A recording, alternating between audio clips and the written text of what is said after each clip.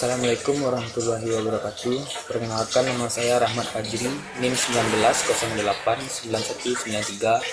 Saya akan mempresentasikan 5 materi. Yang pertama yaitu neurologia.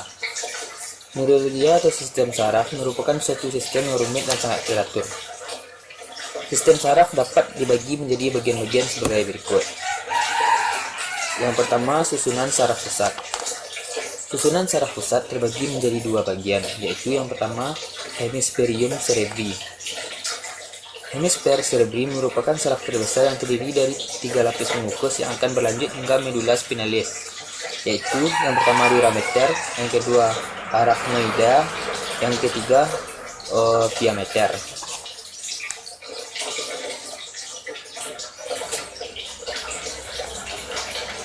Setiap hemisfer cerebri terbagi menjadi 4 lobus. Yang pertama lobus frontalis, yang kedua lobus parietalis, yang ketiga lobus occipitalis, yang keempat lobus temporalis. Yang kedua yaitu medula spinalis. Fungsi medula spinalis adalah sebagai berikut. Yang pertama, pesan diantarkan ke otak.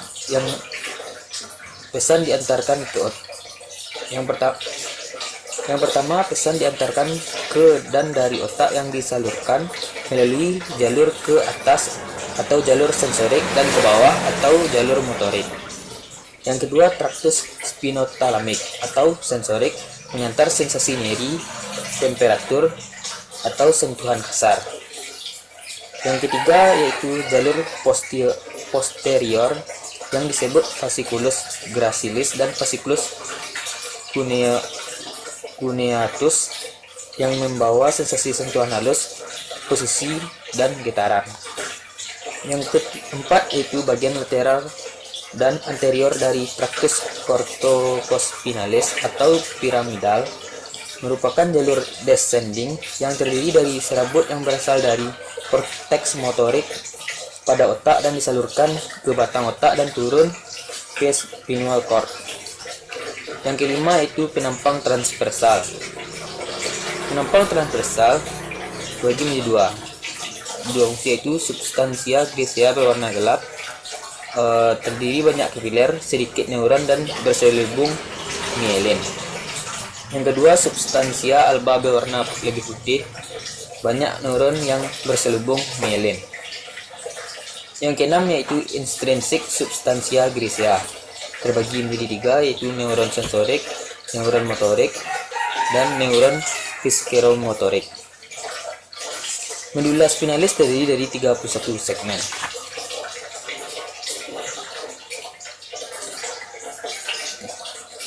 Yang kedua yaitu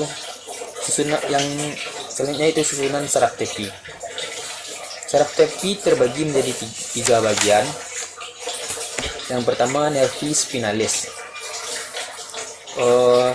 Masing-masing nervi spinalis memiliki yang pertama radix dorsalis yang mempunyai serabut aferen terdiri atas serabut sensorik.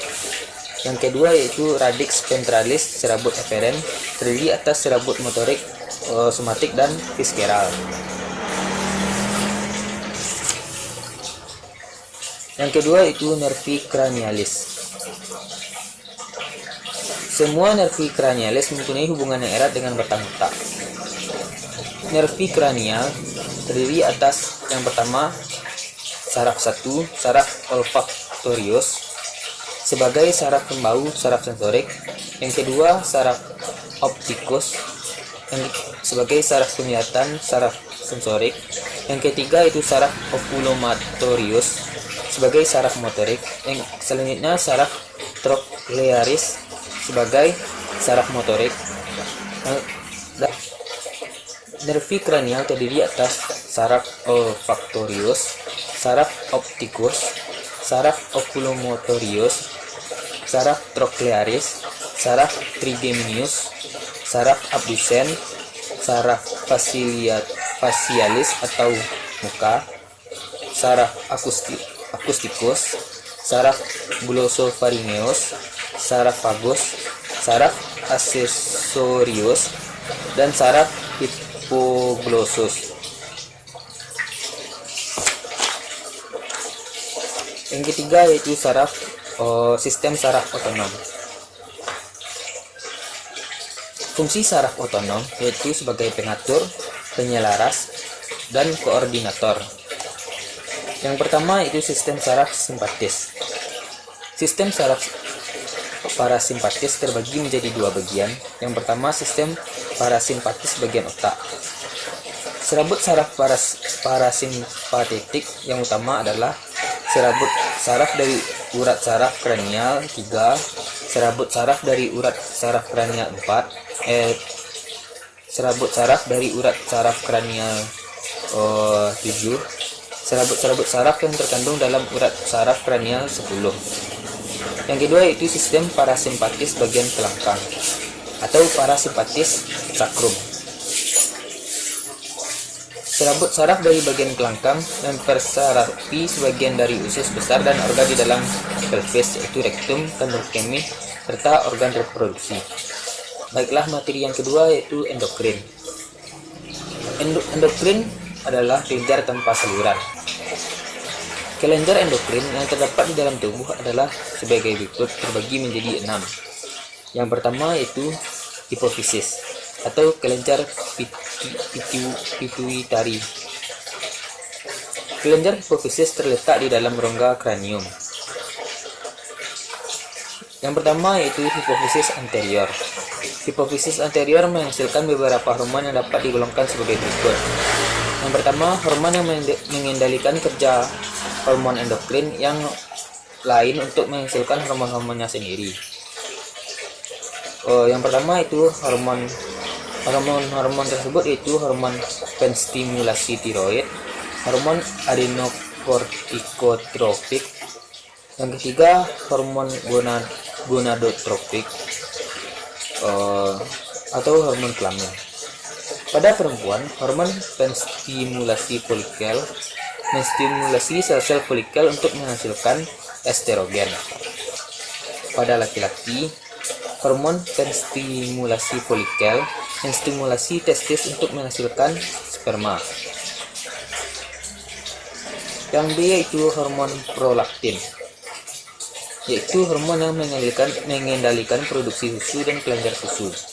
Yang C, hormon somatotrofin atau hormon pertumbuhan, memengaruhi pertumbuhan secara keseluruhan untuk menentukan besar seorang itu normal, kerdil, atau gigantisme. Yang kedua yaitu hipofisis posterior. Hipofisis posterior terdiri atas dua jenis hormon yaitu hormon antidiuretik dan oksitosin atau pitocin.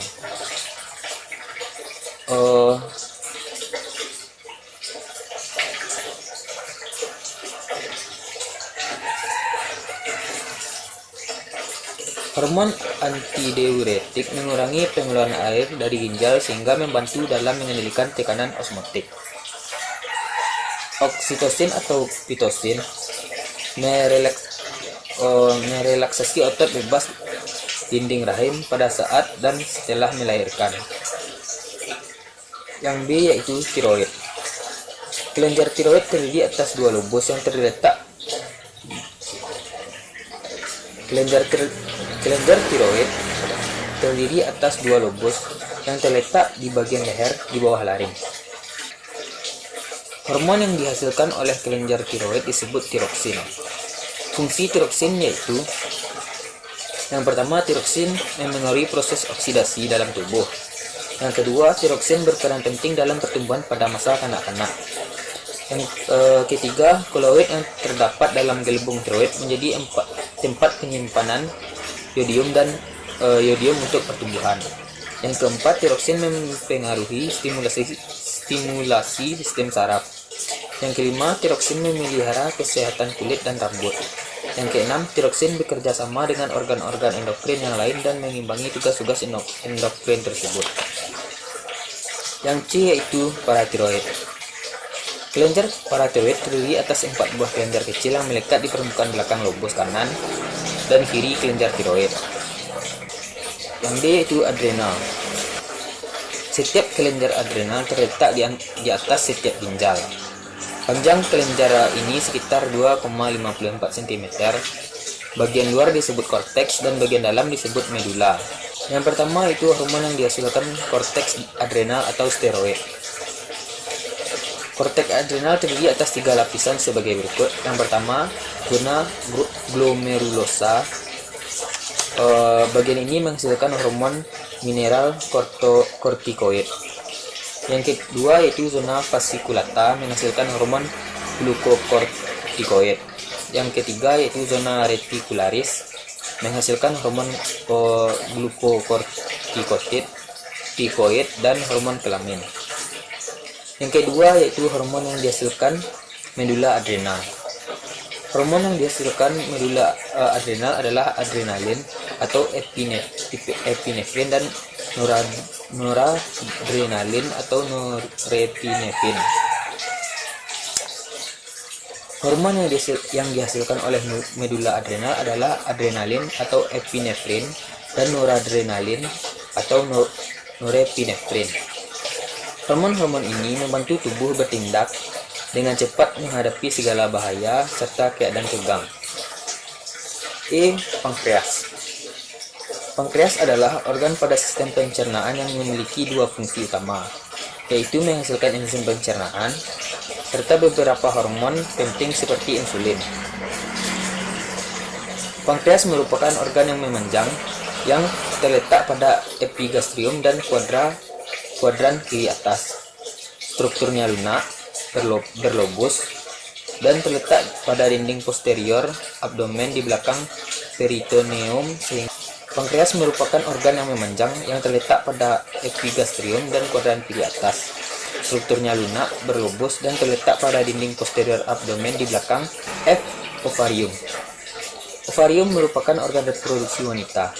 Selain menghasilkan sel telur, ovarium juga menghasilkan hormon perempuan. Yang dihasilkan dalam ovarium adalah yang pertama estrogen, atau dalam kumpulan estrogen, hormon yang utama adalah estrin. Estrin membentuk sifat kelamin sekunder pada perempuan, yaitu yang pertama pembesar organ mamari atau organ susu. Yang kedua pertumbuhan rambut, ketiak, dan pelvis. Yang ketiga sifat pemilikan tubuh mengambil bentuk perempuan. Yang keempat siklus menstruasi. Yang kedua itu progesteron atau progesterin. Progesteron merupakan hormon yang bertanggung jawab pada masa kehamilan. Testis. Hormon androgen yang dihasilkan dalam testis adalah testosteron. Testosteron bertanggung jawab untuk perkembangan sifat kelamin sekunder bagi laki-laki. Sifat ini termasuk yang pertama perubahan pada laring, suara menjadi pecah dan lebih dalam. Yang kedua pertumbuhan rambut di bagian muka, janggut dan kumis, dan rambut, ketiak, serta pelvis. Yang ketiga sifat pembentuk tubuh mengambil bentuk susunan laki-laki. Yang keempat, organ-organ kelamin laki-laki membesar. Baiklah, yang ketiga itu sistem genitalia. Sistem genitalia terbagi menjadi 2, yaitu yang pertama organa genitalia maskulina. Yang pertama itu genitales maskulina interna. Terbagi yang pertama testis. Yang A, testis berbentuk bulat, telur, dan jumlahnya sepasang. Terdapat pada skrotum atau zakar. Testis merupakan tempat pembentukan sel kelamin jantan atau spermatozoa dan hormon kelamin atau testosteron. B. Epididymis. Berbentuk huruf C di sebelah superolateral testis, terdiri dari 3 bagian, kaput, corpus, dan cauda. Yang C itu ductus deferens dan funiculus spermaticus. Ductus deferens merupakan lanjutan dari cauda epididymis yang berjalan ke arah superior dari epididymis. D. Vesicula seminalis. Vesicula seminalis merupakan kelenjar berongga-rongga, berjumlah sepasang dan terletak di atas dan di bawah kantong kemih. Cairan ini berfungsi untuk memberi makan sperma. Batas-batas vesicula seminalis yaitu anterior vesica urinaria, inferior prostat, medial ductus deferens. E. Prostata. Prostata terdiri dari 3 lobus. Yang pertama lobus dexter, yang kedua lobus sinister. E. Prostata. Prostata terdiri dari 3 lobus, lobus dexter dan lobus sinister, dan terdapat lobus medius yang sering membesar. F. Glandula pulboreteralis. Kelenjar ini kecil, berjumlah sepasang, dan terletak di dorsolateral uretra pars membrans. Yang kedua itu genitalis masculi externa. A. Penis. Penis terdiri dari 2 bagian, yaitu pars affixa, yang kedua pars libera. B. Uretra. Uretra disebut juga pipa fibromuskulair yang menghantarkan urin dari vesika urinaria, sperma, dan ductus ejaculatorius ke dunia luar. Terdiri dari 3 bagian, yaitu pars prostatica, pars membrancea, dan yang terakhir pars spongiosea. C. Scrotum. Terdapat dorsal penis dan caudal symphysis, cavum scroti berisi. Yang pertama testis, yang kedua epididymis, yang ketiga bagian caudal funiculus spermaticus. B. Organa genitalia feminia. Yang pertama genitalia femina interna. Terbagi yang pertama itu ovarium. Ovarium berjumlah sepasang dan terletak di rongga perut, yaitu di daerah pinggang kiri dan kanan. Dilapisi mesovarium sebagai jaringan ikat dan pembuluh darah dan saraf. Yang B yaitu tuba uterin atau salping atau tuba fallopi. Berjumlah sepasang tuba kiri kanan, panjang 8-14 cm, berfungsi sebagai jalan transportasi ovum dari ovarium sampai cavum uteri.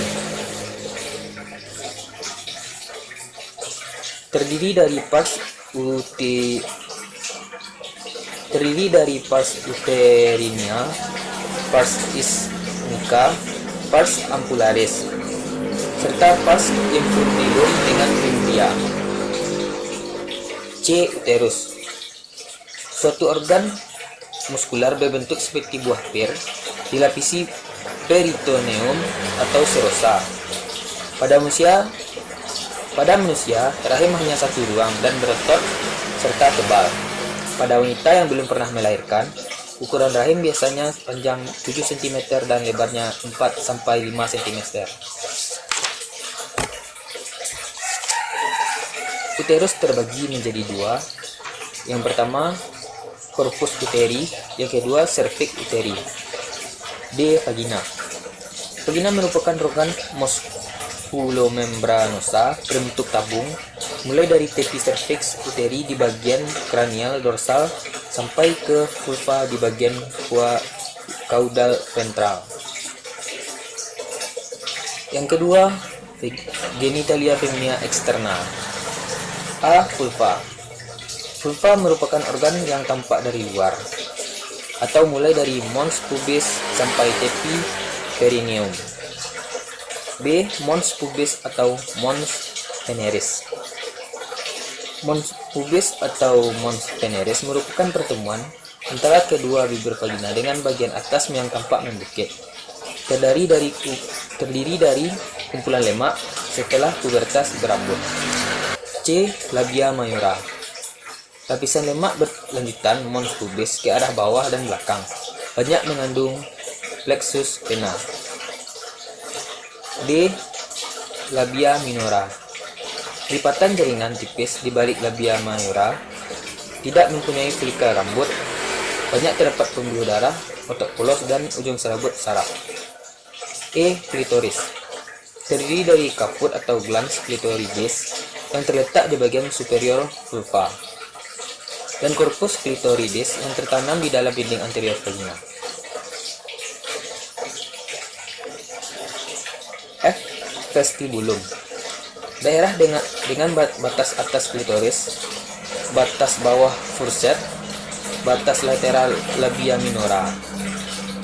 Terdapat 6 lubang atau orificium, yaitu orificium urethra externum, introitus vagina, ductus glandula Bartholini kanan kiri, dan ductus skene kanan kiri. G.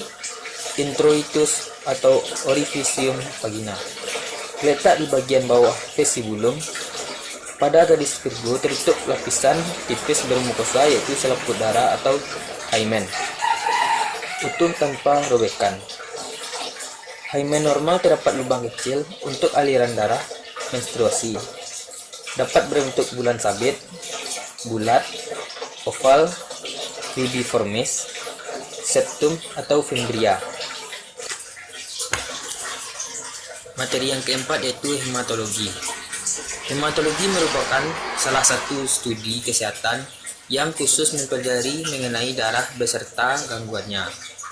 Beberapa penyakit yang diatasi oleh bidang kedokteran hematologi termasuk anemia, gangguan pembekuan darah, penyakit infeksi, hemofilis, dan leukemia. Dalam dunia kesehatan, tes hematologi merupakan sebuah pemeriksaan darah lengkap yang meliputi sel darah putih, sel darah merah, dan platelet. Selain sebagai pemeriksaan kesehatan rutin, tes hematologi juga akan dilakukan dokter untuk mendiagnosa masalah tertentu, contohnya infeksi atau perdarahan. Didapat dari CNN Indonesia, penelitian dari Fakultas Kedokteran Icahn New York menyatakan tes darah dapat memberi tahu seberapa luas penyebaran COVID-19. Penelitian menyebut tes darah dapat melihat apakah seorang pernah terinfeksi virus corona atau COVID-19.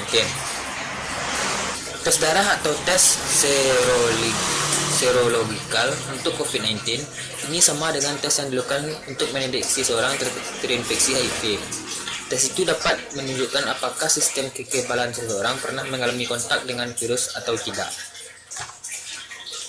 Cara pengetesan lewat antibodi ini dinilai lebih cepat dibandingkan PCR sebab mereka telah terpapar dapat diketahui hanya dengan melihat apakah darahnya penuh dengan antibodi terhadap virus COVID-19. Baiklah, materi yang kelima yaitu panca indera. Yang pertama yaitu mata. Orbita adalah suatu ruangan berbentuk piramid sisi 4 yang mempunyai basis atau apex. Bulbus oculi atau bola mata terletak di dalam orbita serta dilindungi oleh jaringan lemah. Yang pertama itu selubung bulbus oculi. Selubung bulbus oculi terbagi menjadi 3 bagian, yaitu yang pertama tunica fibrosa. Tunica fibrosa adalah bagian terluar dari struktur bola mata, terdiri dari kornea dan sklera. Yang kedua yaitu tunica vasculosa. Bagian tengah dari struktur bola tunica vasculosa adalah bagian tengah dari struktur bola mata, terdiri dari choroidea, corpus ciliaris, dan iris. Yang ketiga yaitu tunica nervosa, merupakan bagian dalam dari struktur bola mata, terdiri dari yang pertama stratum pigmenti, yang kedua retina. Retina merupakan membran saraf yang tipis, halus, tidak berwarna, dan transparan. Pada retina terdapat fotoreseptor yang berfungsi dalam penglihatan warna, yaitu lapis konus dan bacillus disebut fotoreseptor. Lapisan bacillus berjumlah kurang lebih 130 juta yang memiliki fungsi sebagai yang pertama melihat cahaya dengan intensitas rendah, tidak dapat melihat warna, untuk penglihatan perifer dan orientasi ruangan.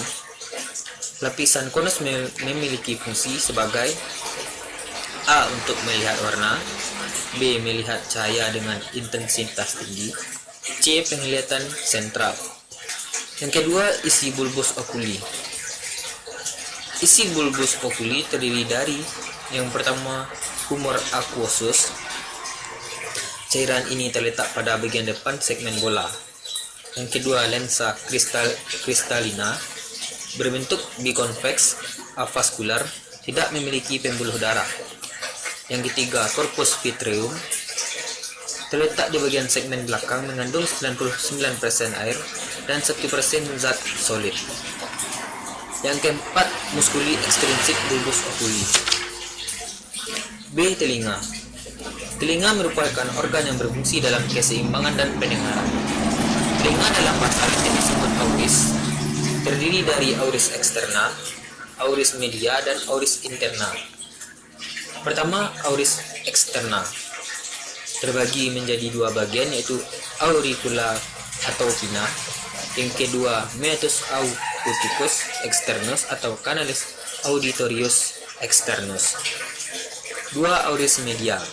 Yang pertama yaitu auris media terbagi menjadi dua bagian. Yang pertama yaitu cavum timpani.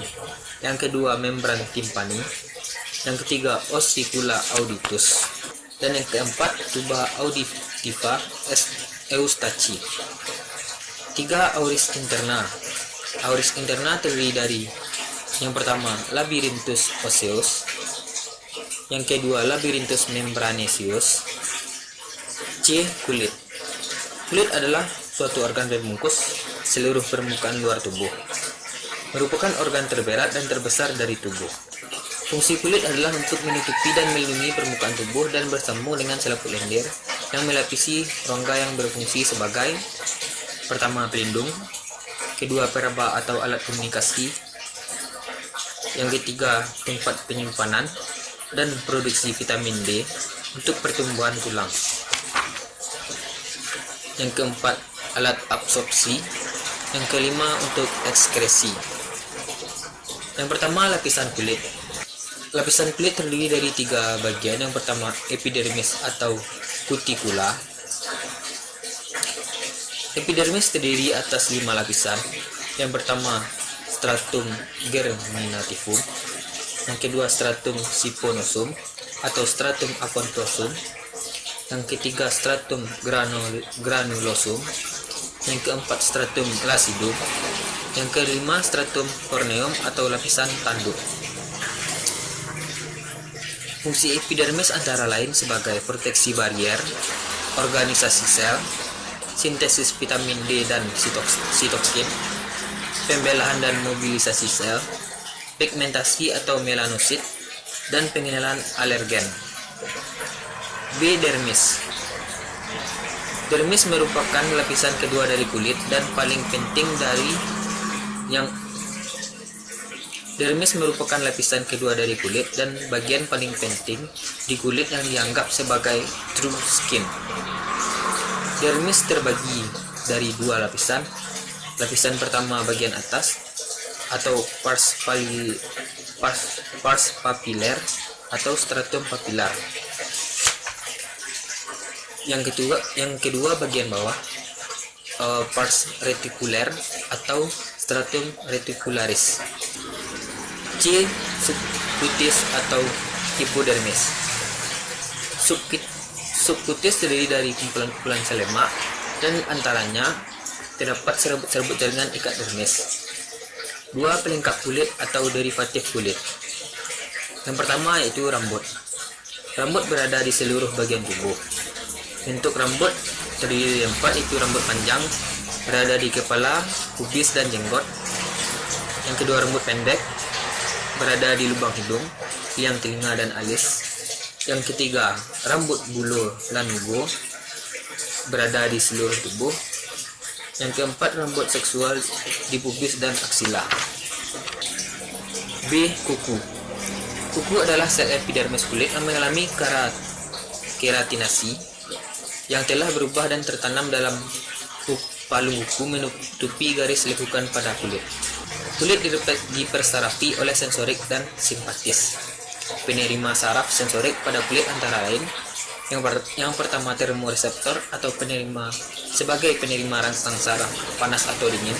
Yang kedua, corpuscle measure sebagai penerima rangsang saraf sentuhan. Yang ketiga, nociceptor sebagai penerima rangsang saraf nyeri. Yang keempat, corpuscle panisian sebagai penerima rangsang saraf tekanan. Baiklah, hanya itu yang dapat saya sampaikan. Lebih kurang mohon maaf. Atas perhatiannya saya ucapkan terima kasih. Assalamualaikum warahmatullahi wabarakatuh.